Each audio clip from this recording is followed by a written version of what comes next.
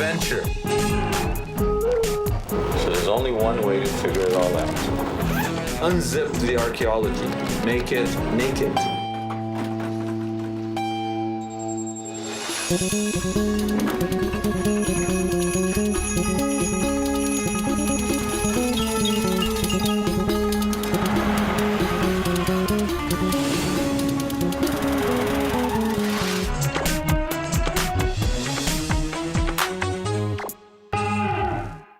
Joshua fit the battle of Jericho, Jericho, Jericho. Joshua fit the battle of Jericho, and the walls came tumbling down. Joshua fit the battle of Jericho, Jericho, Jericho. Joshua fit the battle of Jericho, and the walls came tumbling down. Joshua, you know the tune, but do you know the man? Did this great biblical general even exist? Here's the story. And it starts with Moses. Moses! The Bible says Moses led the Israelites out of Egypt. They wandered in the desert for 40 years. Moses died. Joshua took over. Moses is dead. Go now and cross the Jordan River. You will lead the people to take possession of the land I swore to their ancestors I would give them. In a series of great battles, he conquers Canaan, the land God promised the Israelites. What does that mean to you? Well, without Joshua, there'd be no conquest. And no conquest means no Israel. No Israel, no Judaism, no Jesus. No Jesus, no Christianity. You get the picture. So who was this guy? General, saint, villain, myth. We've got 3 clues to find our man. 1, archaeology. 2, literary sources. 3, believe it or not, the miracle. First things first. If you want to know Joshua, forget Jericho. The real story, the real battle, and the real archaeology is somewhere else. We're going to one of the most amazing archaeological sites in the Holy Land to start our search for Joshua.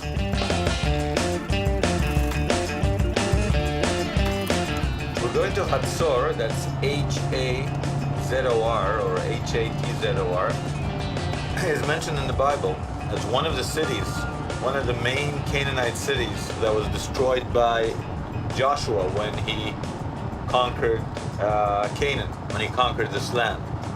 Now there's a big debate. The biblical city of Hazor emerges from the dust of antiquity as archaeologists uncover silent remains of its glory. I got it! Look at it, it's very old. Workers carefully chip away at crusts of time. Some of these ruins belong to the 18th century before Christ. It was Joshua who conquered Hazor, capital of Canaanite kingdoms. Canaanite inscriptions still remain on some of the stones. Hazor was lost, won, and lost again by the Israelites, who left remains of their everyday life intact after many centuries. Solomon rebuilt the town, and today the biblical city of Hazor is making history again. The Bible says, Joshua 11:10, and Joshua at that time turned back and took Hazor and smote the king thereof with the sword. For Hazor, before time, was the head of all those kingdoms. Was Joshua real? Was he a mythical figure? Did he really conquer this land? A lot of people say he's totally a mythical figure. Hazor wasn't destroyed by Joshua. How do you figure it out? Well, you dig at Hazor.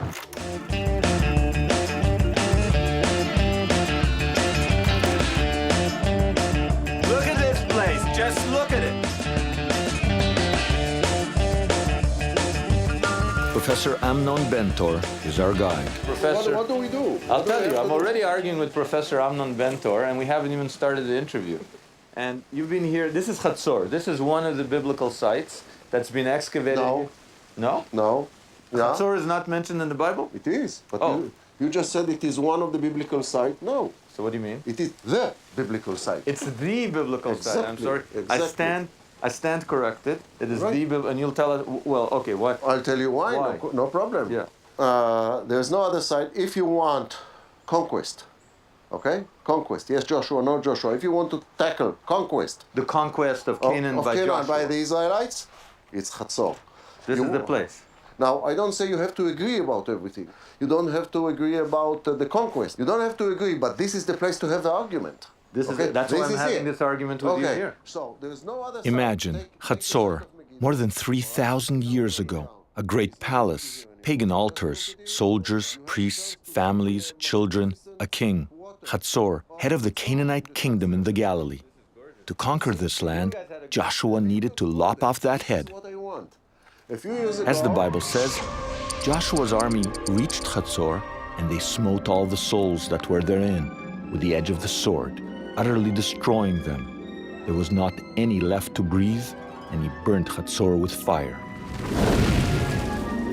The Bible says Joshua burnt this Canaanite city. But what's the evidence? In ancient days, there was a wooden floor here? yes, there was. I'll show it to you. Not this one. I'll show it to you. Well, Are we going? yeah, we're going. You want to see wood? Come, I show you. You see the base. This stuff. Why did it? All the walls are lined by basalt slabs. Wow. Okay, Wow, okay. look at this basalt. Wait. Can I take a piece? Come here, come here. You see the line of little stones? Yeah. Above it, do you see the black line? I see the black This line. is the burnt wood. Wow. You see it? I see it clearly. That's it.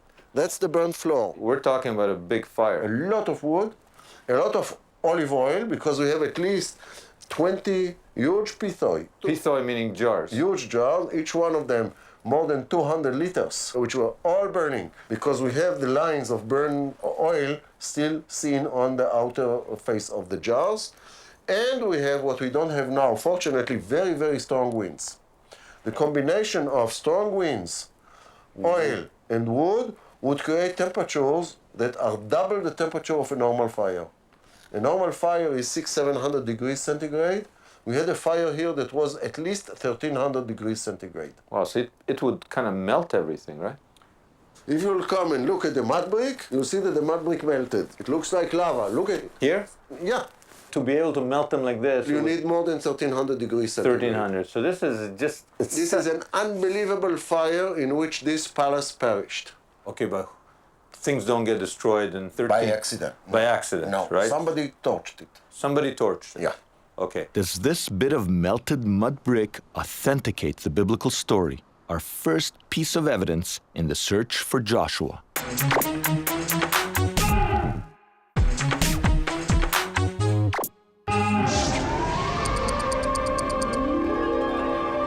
Dear kings of Canaan, please help me stop the Israelites before they burn Hazor and slaughter all our people.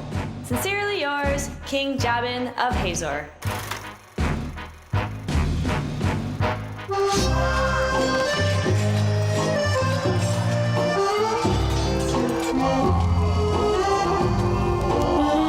You're holding in your hands evidence to the destruction of the palace of Hazor in the middle of the 13th century. Does this bit of melted mud brick prove Joshua burnt Hazor over 3,000 years ago?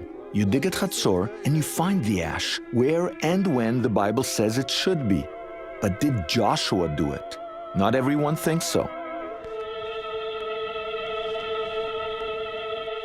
I'm on my way to meet Carl Ehrlich, professor of religious studies at York University. We're trying to find Joshua, the man behind the myth. But Ehrlich thinks we might be looking for the wrong man. He wonders, is Joshua actually the same guy as Moses? A sort of literary clone. There is a character named Joshua who we encounter in the Hebrew Bible, a character who arguably is modeled on that of Moses literarily, although some people perhaps would argue that the character of Moses and the Moses traditions are modeled on Joshua. It's one of these chicken or egg questions. And part of the suspicion you have is that their tales are too similar. Moses leads the Israelites across the Reed Sea where the waters part. Joshua leads the Israelites across the Jordan River where the waters part. Moses encounters God or an angel of God at the burning bush and is told to take off his sandals because the ground upon which he is standing is holy. Joshua encounters an angel of God outside Jericho and is told to take off his sandals because the ground upon which he is standing is holy. No, I can see, I'm a hockey fan. I'm a hockey fan, and I can see that in the future, PhDs, people will get their PhDs on the following.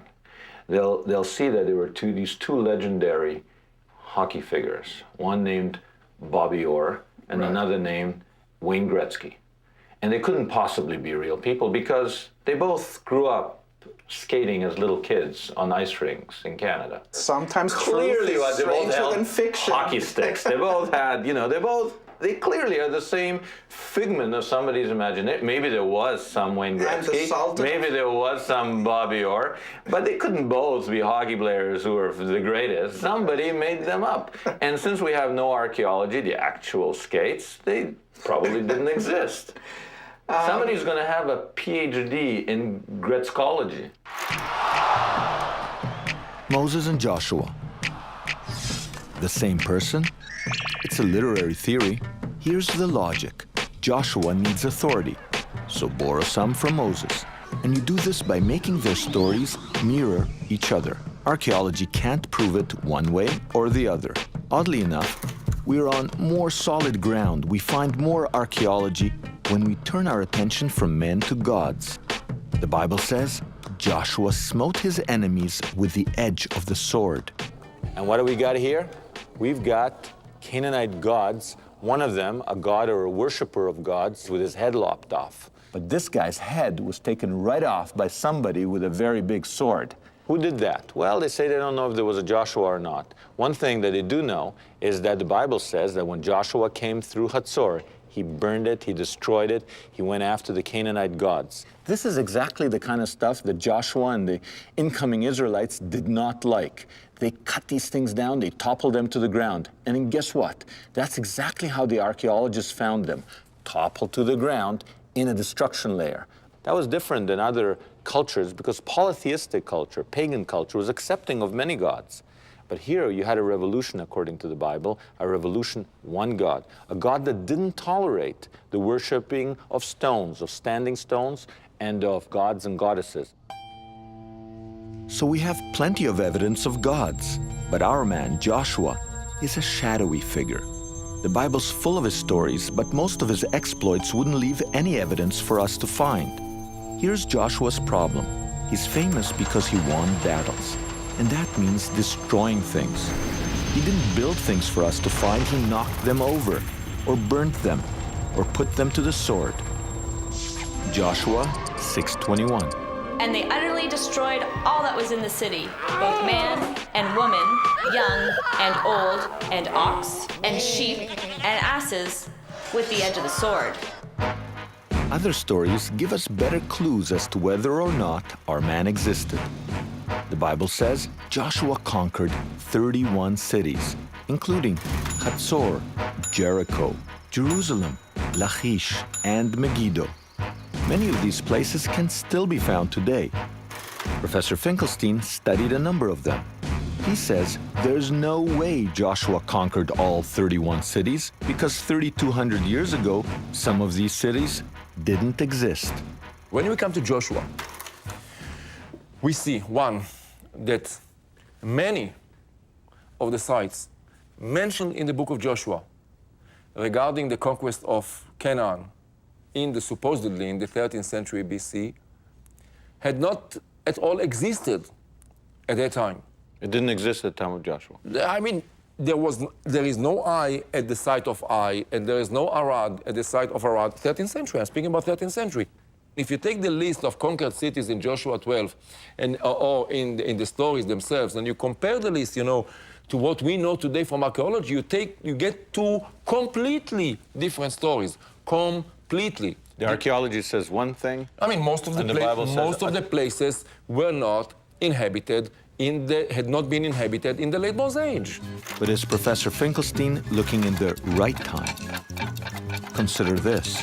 Future archaeologists search for evidence of World War II in 1945. No problem. What if they get the date wrong and look in 1925?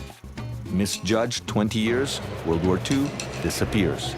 If we want to find Joshua, we need to know where and when to look. Difficult questions, but here's an easy one.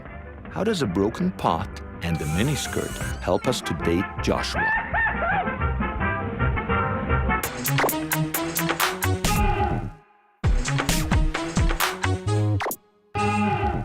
We're looking for Joshua, but how do we decide which year to find him in? Well, we use a broken pot and a miniskirt. I see this. One of the most important means to assign a date is pottery typology. Pottery changes over time. Pottery changes rather quickly because it breaks, because it's cheap to make. So once it breaks, you make a new one, and fashion. It's like future archaeologists will be able to tell by models of cars. By cars. By dresses. One year, all the women go with short dresses. Another year, they go with long dresses. But then they go to short dresses again, and that confuses future archaeologists. No. But then you put it together with something else. The long dress with this type of car. You have to match it all up. And once you get a starting point, you go with it. Okay? Both Professor Bentor and Professor Finkelstein try to solve parts of Joshua's puzzle with bits of broken pottery. But reconstructing the past is a Humpty Dumpty task. All the king's horses and all the king's men don't always agree on what goes when. Think about it. We're trying to tell a story, a tale of heroes, villains, battles, and conquests. But our clues are bits of smashed pottery. 3,000-year-old smashed pottery. And if that sounds tough, how can we tackle Joshua's miracles? The book of Joshua says walls fall when a trumpet sounds, the sun stands still, the river Jordan parts. But consider this question: do some of the things we call miracles have natural explanations?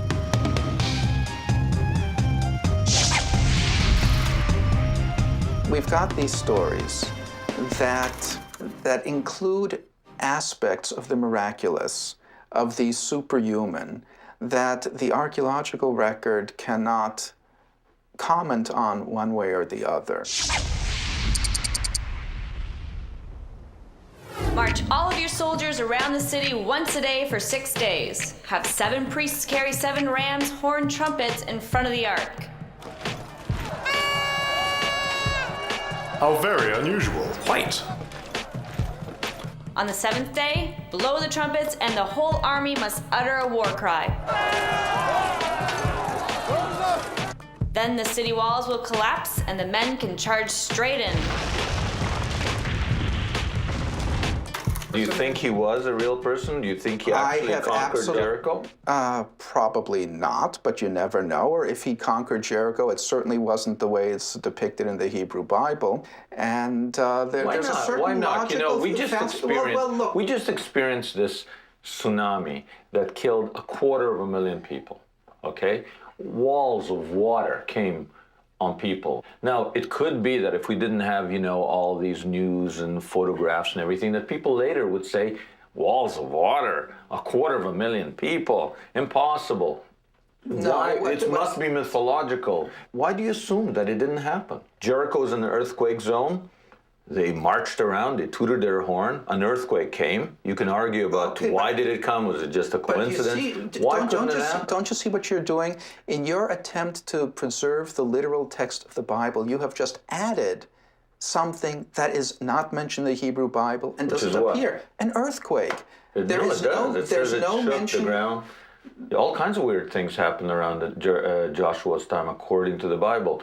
The sun stood still. The Jordan River got blocked up. That happens constantly. It's been documented scientifically. That the sun stood still? No, that the Jordan River gets blocked for days on end because of earthquake activity and because of rocks falling into the thing. It happens. So in other words, you're a Velikovskian.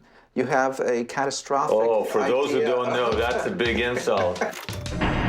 Immanuel Velikovsky, 1950s academic who said, comets caused the biblical plagues. Scientists called him a crackpot. Since then, scientists have come to accept that comets have caused catastrophes, like wiping out the dinosaurs. So could other natural disasters be at play in Joshua's tale?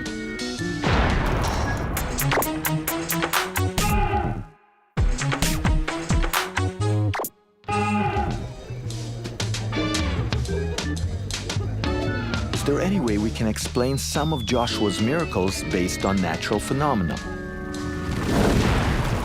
Dr. Charles Pellegrino is a scientist with a taste for disaster. Sodom and Gomorrah, Pompeii, Atlantis. The Bible says when Joshua conquered Israel, Canaan, the Jordan River stopped flowing and he crossed over. They came to Jericho, they blew their ram's horns and the walls came tumbling down. Skeptics come and say, this is mythology, I don't even have to investigate it. You come and say, sorry, it's geology. Yeah, we know it's a tremendous earthquake zone. A couple times a century, there's a quake, which also affects Jericho even today, and you get these landslides, and for up to a day or two, the river no longer flows because there's an artificial dam along the Jordan Valley. And here you have an association with the tumbling of Jericho's walls that the river stopped flowing. Let's sum up for a moment. We've looked for Joshua in miracles, in literary theory, in archaeology, and it's time to return to where we started, Hazor. Does Professor Bentor think Joshua is the culprit, the one who burnt Hazor? Why can't it be that simple? Because you may have all kinds of alternative explanations. Such as? Such as X destroyed Hazor. Mr. X? X, give me whoever Egyptians, you want. Yeah. Assyrians. And the Israelites, 500 years later, say, you see, we did it. It was my granddad. Because in order to be sure of what you are saying, we need to find a sign here saying, I, Joshua, conquered Hazor, just like it says in the Bible. Since I believe this is never going to happen, it will be from now on a matter of common sense. You said it will always be a matter of common sense. What does your common sense tell you? The Egyptians never claimed that they destroyed Hazor. The Philistines never claim, and they don't claim anything, but the Philistines were never here. It was too inland, and we never find even one Philistine potsherd here. The Canaanites, which Canaanite city was capable of destroying Hazor? So who is left but a conglomerate of people, Bedouins of various kinds, if you wish, who destroyed Hazor, and many, many, many years later, they were called Israelites. It is an option, logical, but I cannot prove it. Did Joshua lead those Israelites? Most evidence speaks to Joshua's role as conquering general, righteous destroyer. But evidence of his creation surrounds us. From Joshua came Israel. From Israel, Judaism, Christianity, and Islam, and so much of our world's culture. You can argue myth or man, but there's no denying Joshua's legacy.